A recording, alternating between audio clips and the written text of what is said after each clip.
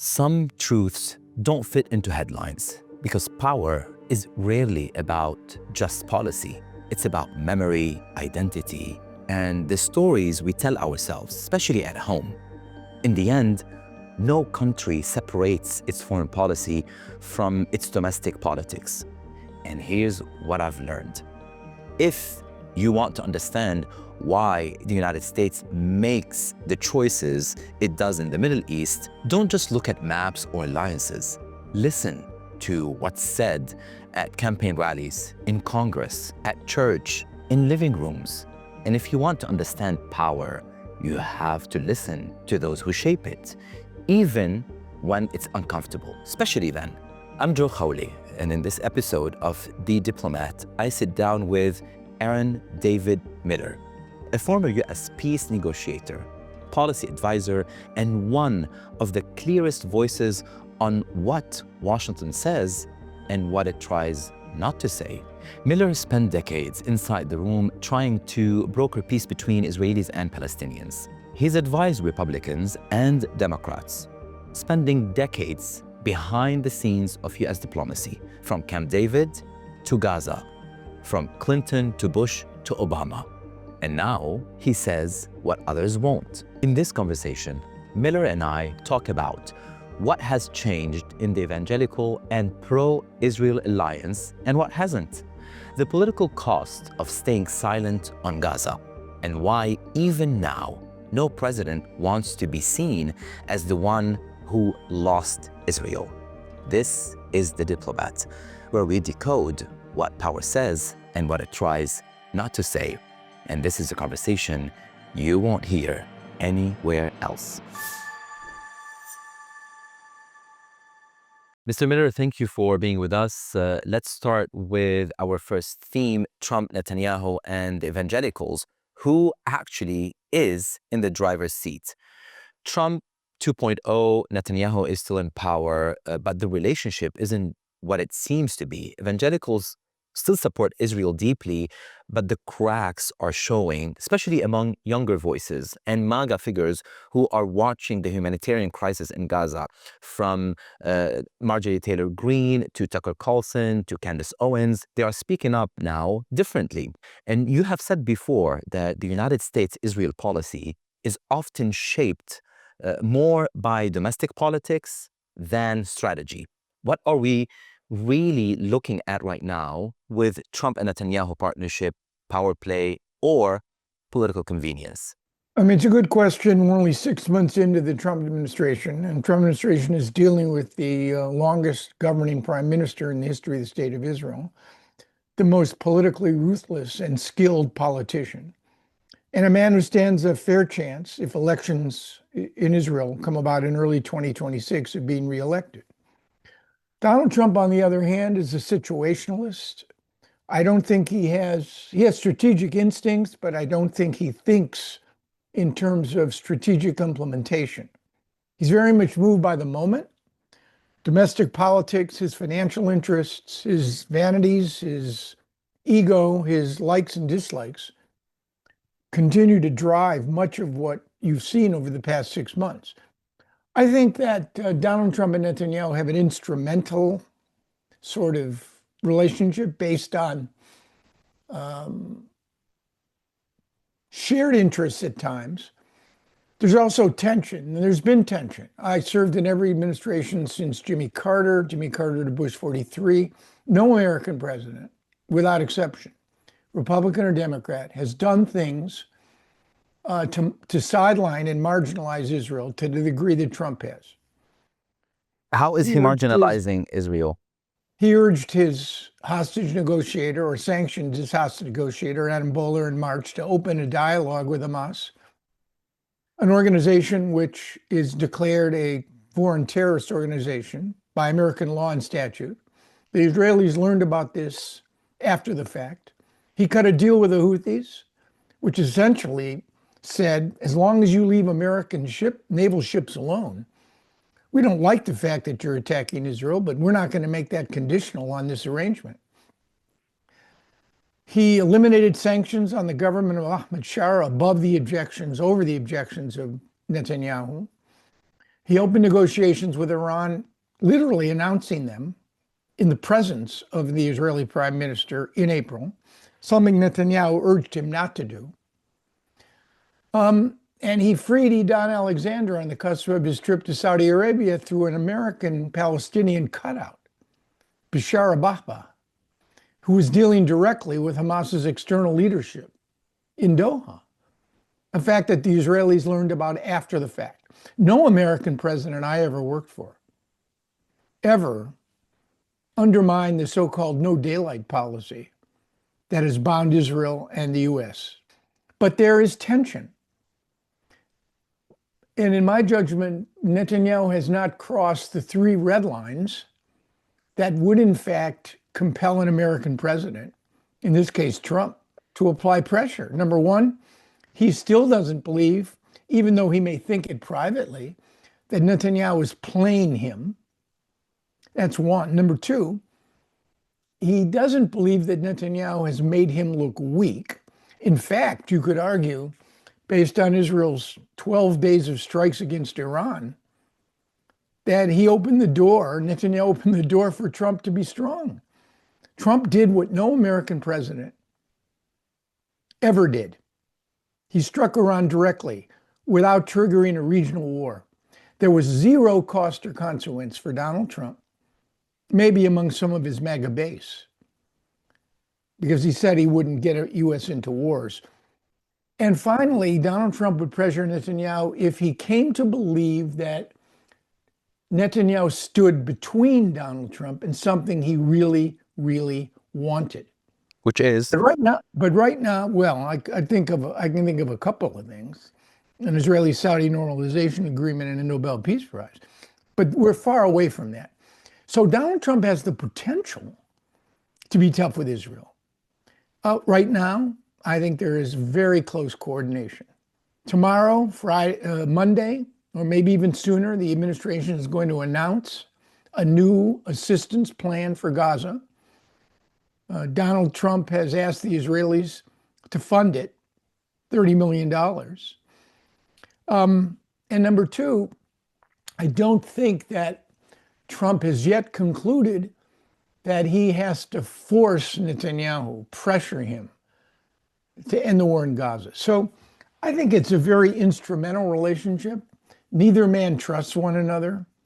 Neither man likes one another, I don't think. But Trump, to understand this relationship, Trump once gave Netanyahu everything: Jerusalem, the Golan Heights, the Iran deal kill switch. Now he sounds frustrated. He even contradicted Netanyahu on starvation in Gaza. Is that a crack in the armor, or just Trump being Trump?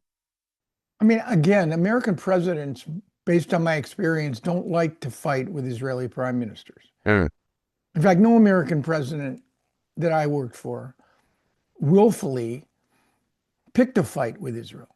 There have been moments of tension. The Reagan administration suspended 3 shipments of American advanced aircraft to Israel. My former boss, James Baker, denied Israel $10 billion housing loan guarantees.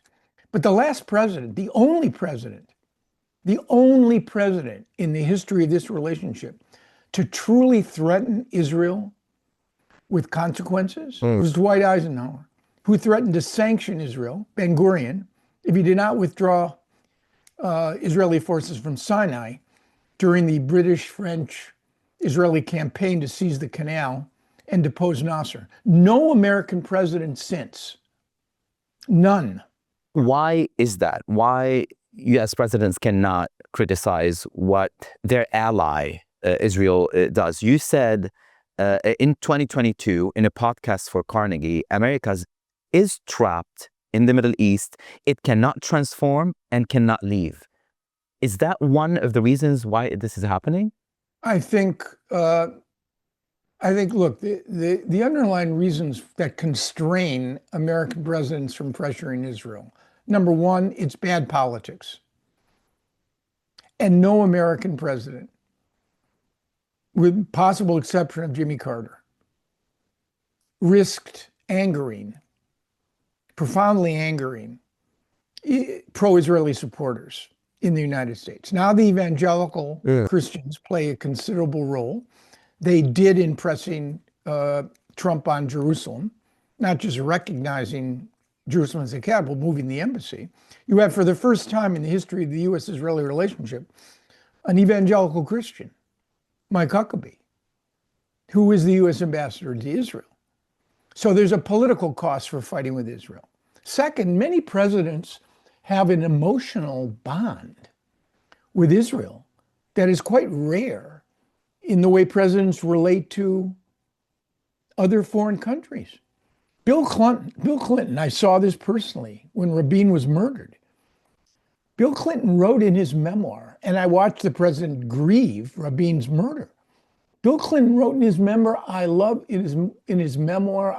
Rabin as I had loved no man.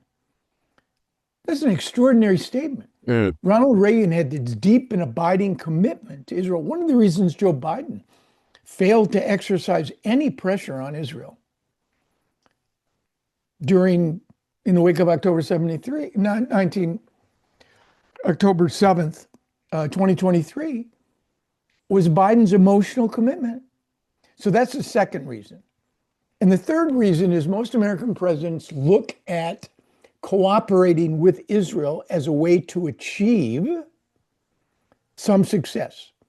Kissinger and Nixon ended up negotiating successfully 3 disengagement agreements, 2 with Egypt, 1 with Syria in the wake of the October War. Jimmy Carter told me when I interviewed him for both of my books that Menachem Begin came farther with respect to making concessions than Anwar Sadat. And James Baker had a functional relationship with Yitzhak Shamir despite all the tensions. These 3 presidents, Nixon and Ford, Carter, and Bush 41, all achieved successes by working with Israel. And one last point, and I turn the question around to you. I don't expect you to answer it. I ask it because it demonstrates a point. When was the last time a U.S. president used any leverage and serious pressure on any American ally, partner, or friend, with the exception of Donald Trump? We don't leverage our friends. How will that play in the world scene, the United States, specifically from partners in the Middle East? Well, you tell me. I've watched since October 7th, 2023, 2 administrations willfully enable and acquiesce in what Netanyahu has done in Gaza, imposing no cost or consequence. You tell me what Arab state, as a consequence of what the U.S. has done, imposed any cost on either Israel or the U.S. The answer to that question is 0. Why is that? Israel's treaty partners, Egypt and Jordan, have not. The Abraham Accord countries, the Bahrainis, the Saudis, the Emiratis, the Moroccans. So I ask the question, to me, this is extraordinary. I would have thought that Arab states, even though they're authoritarian without exception and can ignore public opinion, maybe. All Arab countries are authoritarian? Yeah, I mean, they are, yeah. I mean, they're not, yes. I mean, where do you want to start? The functional ones, the ones who have functional governance. Bahrain, the Emiratis, the Saudis. So you're saying all these countries who are, Trump visited them, you're saying that Trump visited and they made deals with all these authoritarian regimes. And they couldn't get to Washington fast enough. This is something, look, despite my critics, I'm not an Israeli and I don't play one on television. I'm not a Palestinian and I'm not an Arab.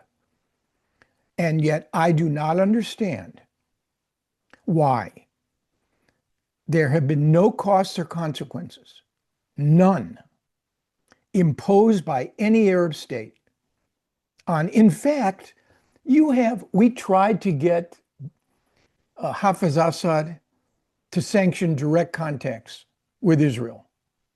We could not do it.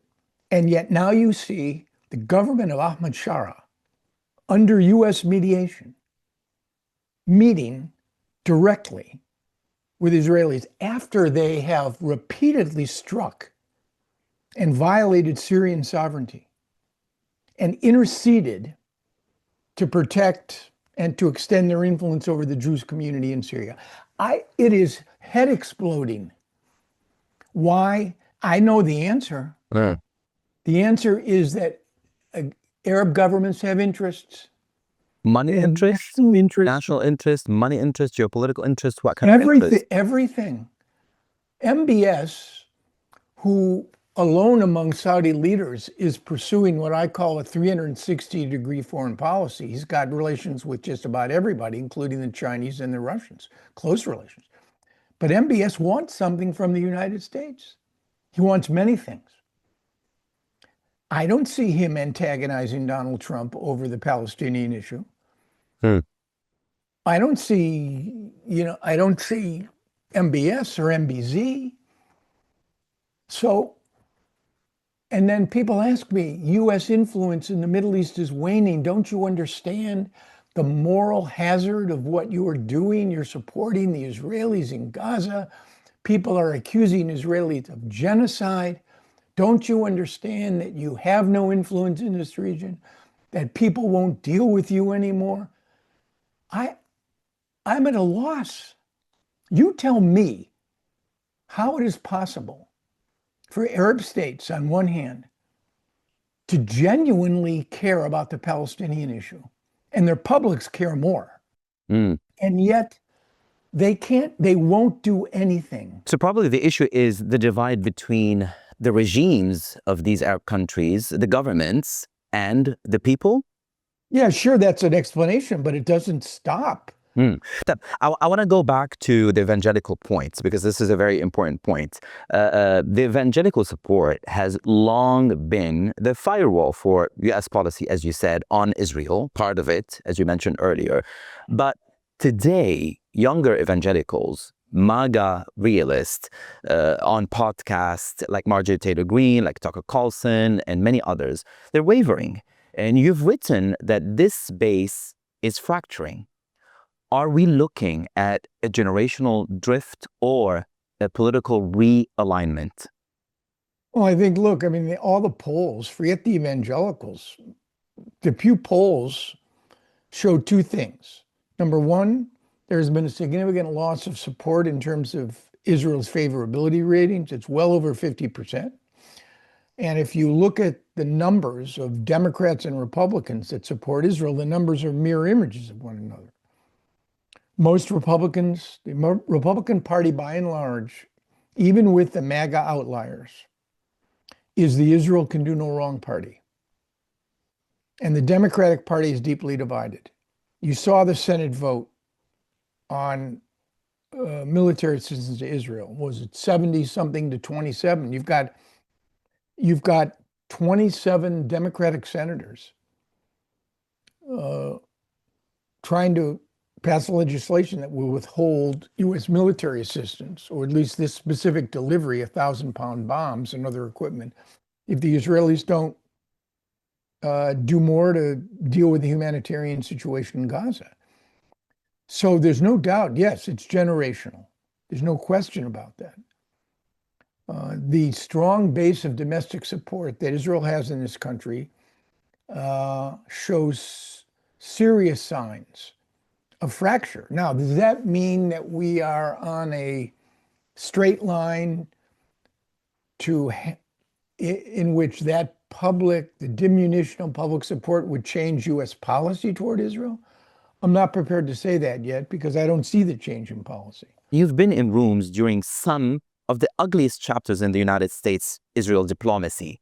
Did you ever imagine, for instance, that you will listen to some far-right voices in the media talking against Israel like that starving children and the images that we're seeing coming from there would be their talking No, point? I mean, I think you've seen diminution in both parties.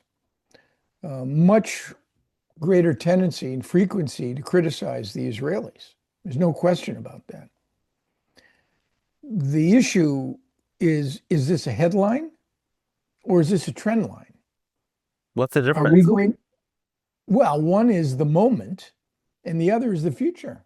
From all those years that you have witnessed the chapters of US-Israel diplomacy and Western diplomacy with Israel, did you ever imagine one of these European countries, like the Netherlands, would call Israel a national security threat? I mean, no, but then the question is, I raise the same question to you. I can't answer it, neither can you.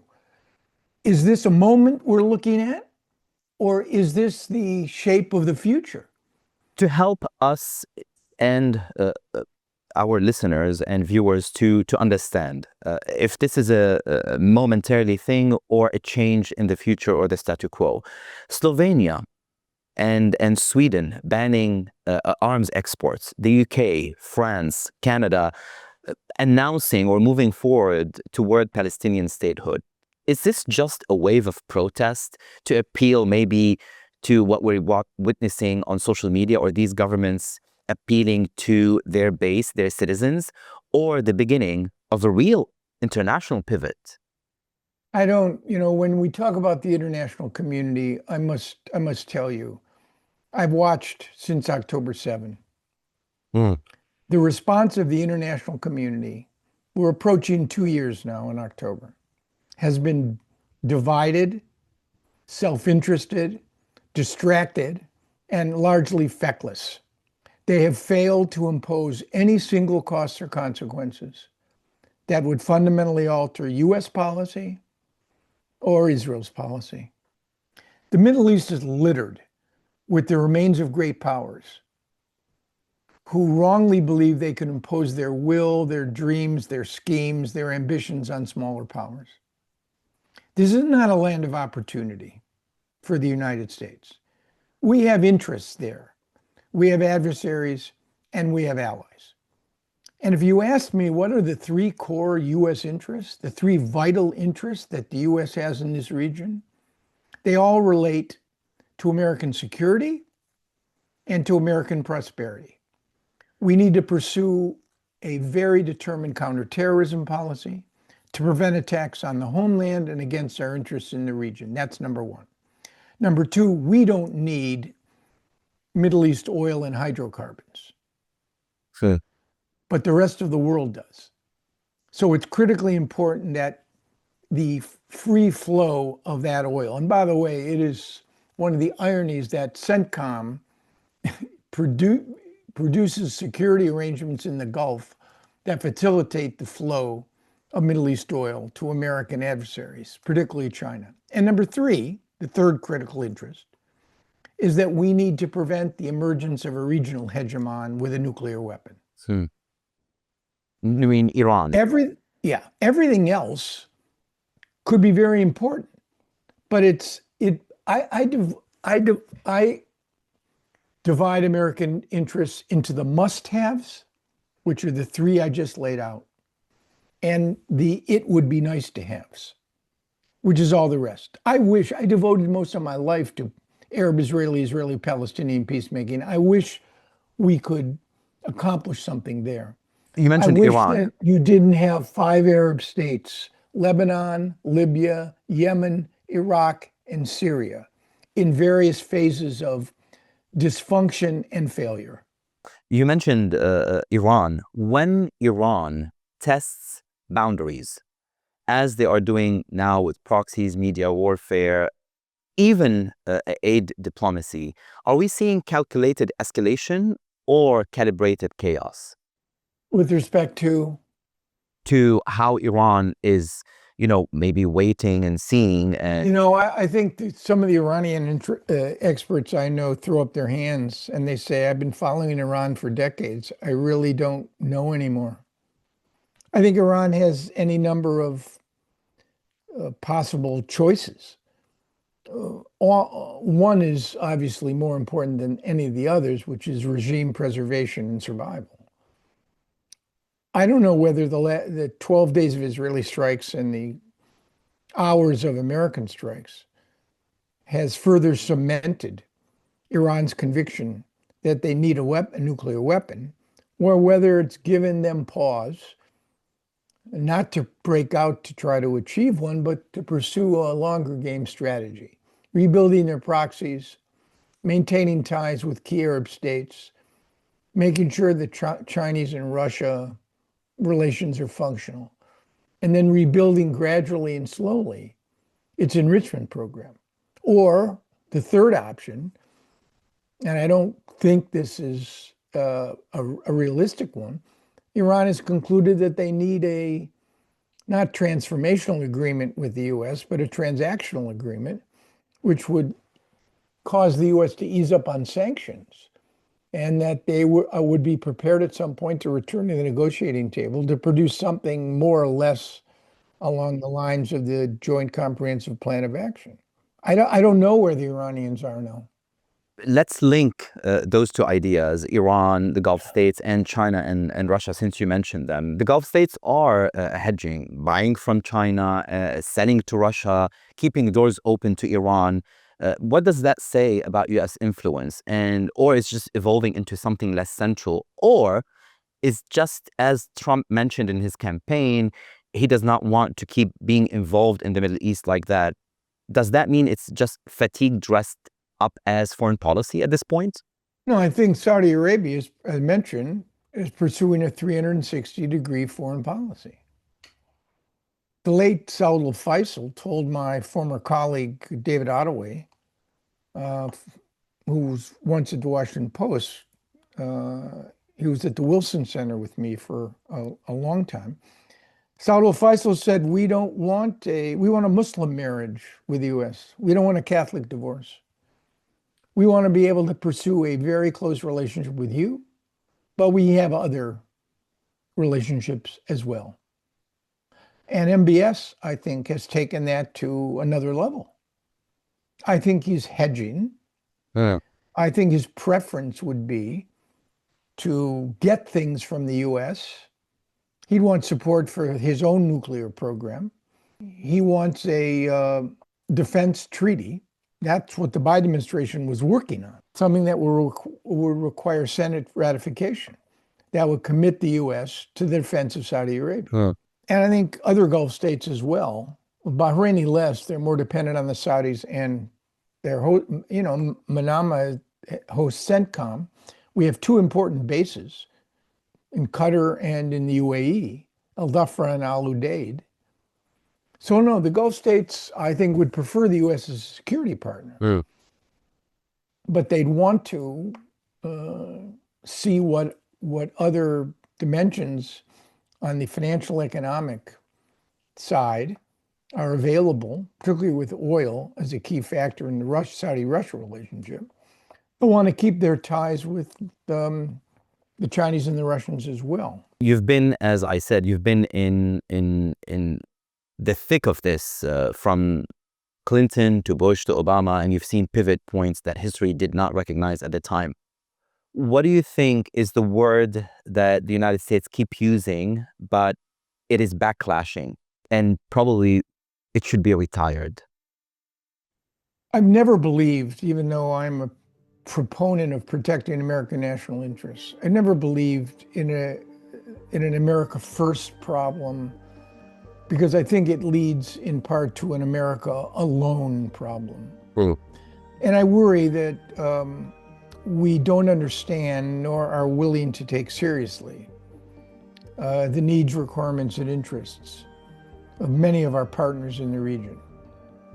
And I think that situation has played out to the detriment of U.S. influence under Trump. Thank you for listening for The Diplomat. If what you just heard made you pause, rewind, or think twice, good. That means the conversation did what it was supposed to do. You can follow the show on YouTube, Apple Podcasts, and Spotify. And if this episode gave you a different lens, share it, especially with someone who still believes politics is just policy. It's not. It's also personality, narrative, timing, and sometimes silence. Every week, I speak with people who have shaped decisions in rooms most of us never see. Because language isn't just how power explains itself, it's how power lasts. This is The Diplomat, inside the room where power speaks. Until next time.